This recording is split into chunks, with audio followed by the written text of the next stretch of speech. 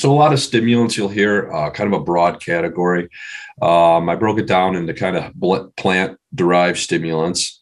We see these pretty common in a lot of areas of the world.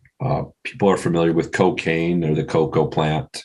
Ephedra, we'll see that in North America and East Asia. This is a plant that contains ephedrine.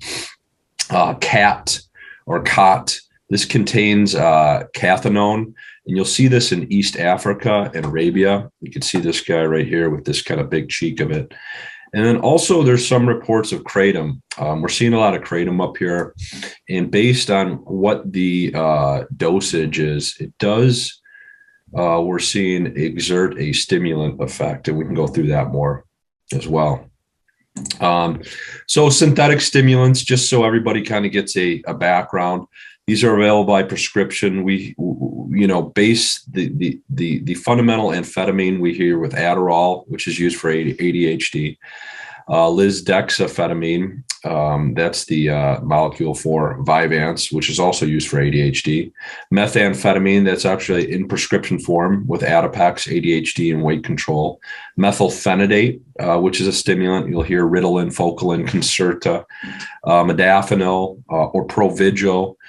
This is used for narcolepsy or shift work disorder. Phentermine or Adipex for weight control.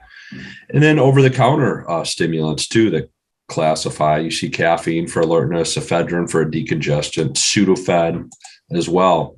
And again, these can all oral stimulants, both prescribed and over-the-counter, are widely used in the United States and even in the world for work, military. They're used for alertness, anti-fatigue, sleep suppressing, performance enhancing properties. All these stimulants do have a potential for misuse and addiction, and these kind of just vary only in their potency. We're going to focus on cocaine, amphetamine, and methamphetamine, which have the highest addiction potential, and we'll see a couple reasons why. And then the greater the addiction liability, because we find that methamphetamine and cocaine are pretty consistently or often used IV or smoked. And this kind of allows for that, faster rate of delivery. So it reinforces the effect and you can kind of get to that addiction potential faster. We see this used in a variety of patterns. We see binge uses. Patients will tell me, hey, I go on a binge for 2 weeks and then I kind of just stop. We see frequent use. A lot of times people will use frequently over 6 months to a year, and then they'll come in when they're out of money.